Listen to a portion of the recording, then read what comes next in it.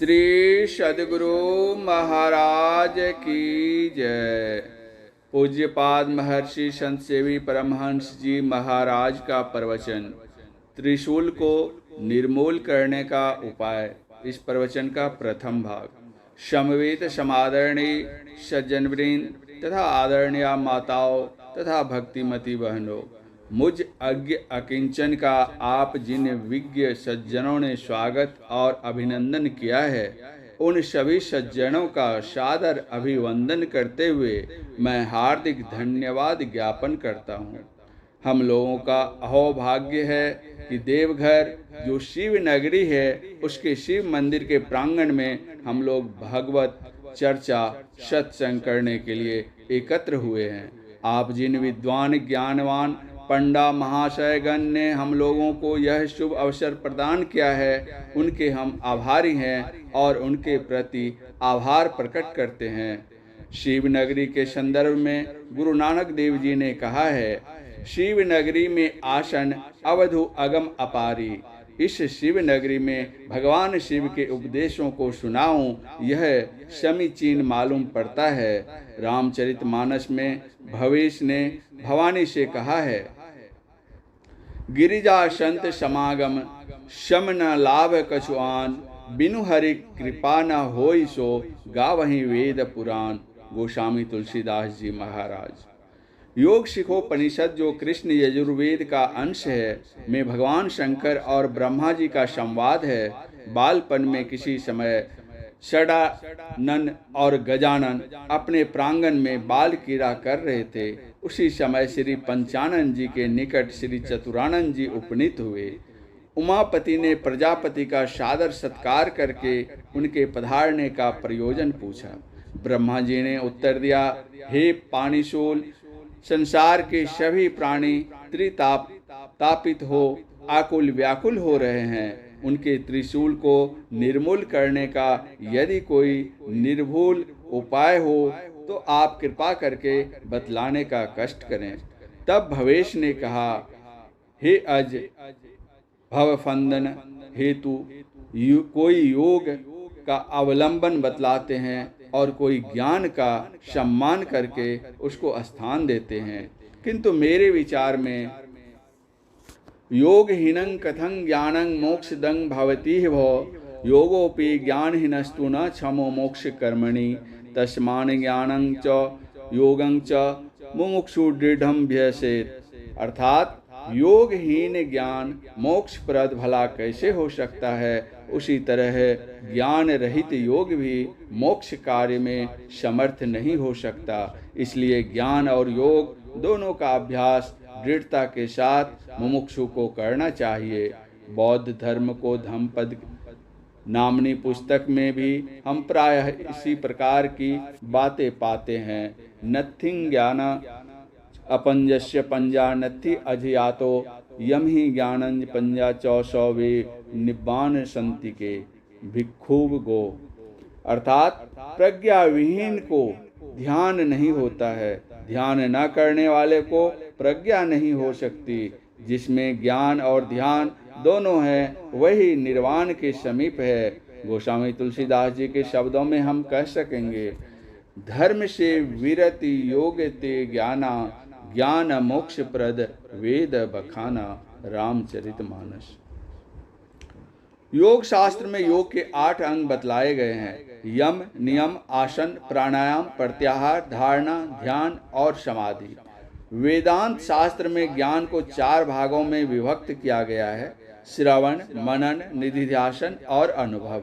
यौगिक साधनाओं में योग को यदि प्राणायाम तक और ज्ञान को श्रवण, अध्ययन, मनन और वाचक तक ही सीमित रखा जाए तो इस विचार से गोस्वामी जी सहमत नहीं है। ऐसे योग और ज्ञान के संबंध में उनका कथन है, योग ज्ञान अज्ञानी जह नहीं राम प्रेम प्रधानो। अर्थात वह योग है और वह ज्ञान अज्ञान है जिसमें राम प्रेम अर्थात राम भक्ति की प्रधानता न हो। गोस्वामी जी की दृष्टि में ज्ञान, योग और भक्ति तीनों का समन्वय होना चाहिए। जैसे बाह्याकाश में उड़ने के लिए पक्षी को पर पग और पूंछ, ये तीनों आवश्यक होते हैं। उसी तरह अंतराकाश में गमन करने के लिए मुमुक्षु के पक्ष में ज्ञान, योग और भक्ति, ये तीनों अत्यंत अपेक्षित हैं। आटा, चीनी और घृत, इन तीनों के सम्मिश्रण से हलवा बनता है। यदि कोई केवल आटा खाए अथवा कोई केवल चीनी खाए या कोई केवल घृत पान करे तो कैसा होगा, किंतु तीनों को एक साथ परिपक्व करके खाने से कितना अच्छा होगा, स्वाद लगेगा, तृप्ति होगी और बल भी मिलेगा। इसी प्रकार ज्ञान, योग युक्त ईश्वर भक्ति करने से हरि रस मिलेगा, शांति मिलेगा और आत्मबल मिलेगा। भगवान श्री कृष्ण को योगेश्वर और भगवान शंकर को योगीश्वर कहा गया है। योग करने वाले योगी होते हैं, योगियों के जो ईश्वर होते हैं वे योगीश्वर कहलाते हैं। भगवान शंकर योग के 8 अंगों में निष्णात थे। योग का 8वां अंग समाधि होता है। रामचरितमानस साक्षी है कि भगवान शंकर अपने सहज स्वरूप का स्मरण कर अखंड समाधि में स्थित हो गए थे। तब शिव सहज स्वरूप तुम्हारा लागी समाधि अखंड अपारा। समाधि के पूर्व की साधना में दृष्टि योग द्वारा उन्होंने अपने तीसरे नेत्र का उन्मेष करके कामदेव को भस्म किया था। तब शिव तीसर नयन उघारा, चितवत काम भयो जड़ी छारा। रामचरितमानस। ऐसा कहा जाता है कि सर्वप्रथम भगवान रुद्र ने ही तीसरी आंख का उद्घाटन किया था, जिस कारण उस तीसरे नेत्र को रुद्राक्ष और शिव नेत्र कहकर अभिहित किया गया। जो शिव नेत्र को प्राप्त करते हैं वे शिव नगरी में निवास करते हैं और वे ही अलख अगम अपार प्रभु को पाते हैं। हम लोग भगवान शंकर की संतान हैं। पिता को 3 आंखें और पुत्र को 2 ही आंखें, यह कब संभव है? ऐसा कदापि नहीं हो सकता। हम लोगों को भी 3 आंखें हैं, अंतर मात्र इतना ही है कि उनकी तीसरी आंख खुली हुई थी और हमारी बंद है। भगवान शंभु ने जिस साधना व प्रक्रिया द्वारा विमल विलोचन का विमोचन करके त्रिलोचन की संज्ञा पाई, उसको शांभवी मुद्रा कहते हैं। जब दृष्टि धारें कीड़ा पिंगला को से सिमट कर सुषुम्ना में प्रतिष्ठित होती हैं, तब उस नेत्र की प्राप्ति होती है।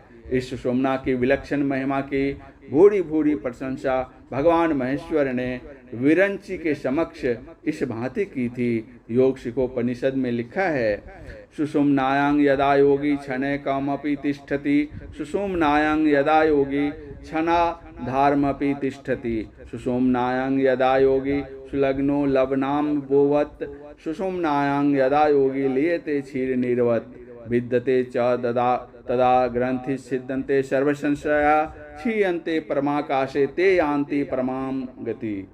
अर्थात सुषुम्ना में जब योगी एक क्षण भी ठहरता है, सुषुम्ना में जब योगी आधा क्षण भी ठहरता है, सुषुम्ना में जब योगी पानी और नमक के समान मिल जाता है, सुषुम्ना में जब योगी दूध और पानी के समान मिल जाता है, तब उसकी ग्रंथि गिरह गांठ टूट जाती है, उसके संपूर्ण संशयों का नाश हो जाता है और वह परमाकाश में विलाकर परम गति को प्राप्त होता है। गंगायां सागरे स्नात्वा नत्वा च मणिकर्णिकां मध्याह्न त्रिविचारस्य कलां नारहंति षोडशीम। अर्थात गंगा सागर में स्नान कर मणिकर्णिका को प्रणाम करना, इसका जो फल होता है वह मध्य नारी सुषुम्ना के विचार के फल के 16वें अंश के भी बराबर नहीं है। अश्वमेध शस्त्राणि वाजपेय शतानि च सुषुम्ना ध्यान योगस्य कलां नारहंति षोडशीम। अर्थात हजारों अश्वमेध और सैकड़ों वाजपेय यज्ञ सुषुम्ना ध्यान योग का 16वां भाग ही नहीं है। सुषुम्नायां सदा गोष्ठी यह कश्चित् कुरुते नरः स मुक्तः सर्व पापेभ्यो निःश्रेय समवाप्नुयात्। अर्थात जो नर सुषुम्ना में सदा सभा करता है वह सब पापों से मुक्त होकर सच्चा कल्याण पाता है। सुषुम्नैव परं तीर्थ सुषुम्नैव परो जपः सुषुम्नैव परं ध्यानं सुषुम्नैव परागति। अर्थात सुषुम्ना ही प्रधान तीर्थ है, सुषुम्ना ही प्रधान जप है, सुषुम्ना ही प्रधान ध्यान है और सुषुम्ना ही बड़ा ऊंची गति है। अनेक यज्ञ दानानि व्रतानि नियमास्तथा सुषुम्नाम ध्यान लेशस्य कलांग नारहंति षोडशीम। अर्थात अनेक यज्ञ दान व्रत और नियम स्वल्प मात्र सुषुम्ना ध्यान के 16वें अंश के बराबर भी नहीं है। कतिपय सज्जन मूलाधार चक्र से साधना का आरंभ करके आज्ञा चक्र छठे चक्र सुषुम्ना में पहुँचते हैं। इसी देवघर के 52 बीघा स्थान में एक महात्मा रहते थे जिनका नाम योगी पंचानन भट्टाचार्य था। उनका वचन है, मूलाधार बधि पंच चक्र भेदी आज्ञा चक्रे यदि थाक निर्बधि देखिवे से निधि जाबे भव व्याधि भाषिवे आनंद सागरे। शिव संहिता में लिखा है, मूलाधार स्वाधिष्ठान मणिपूरक अनाहत विशुद्ध और आज्ञा, इन 6 चक्रों का उपदेश भगवान शिव ने पार्वती जी को देकर कहा था, यानि यानि ही प्रोक्तानि पंच पद्मे फलानि व तानि सर्वाणि सुतरामेन ज्ञानाद भवन्ति ही। अर्थात 5 पद्मों का जो फल पहले कहा, सो समस्त फल आप ही इस आज्ञा कमल के ध्यान से प्राप्त हो जाएगा। रामचरितमानस के अध्ययन मनन से यह सिद्ध होता है कि भगवान श्री राम और भगवान शंकर के परस्पर का संबंध अद्भुत था। भगवान श्री राम भगवान शंकर की पूजा करते थे और भगवान शंकर भगवान श्री राम को अपना इष्ट मानकर प्रणाम करते थे। रामचरितमानस में इसकी इस भांति चर्चा है। इस प्रवचन का दूसरा अंतिम भाग अगले प्रवचन पाठ में।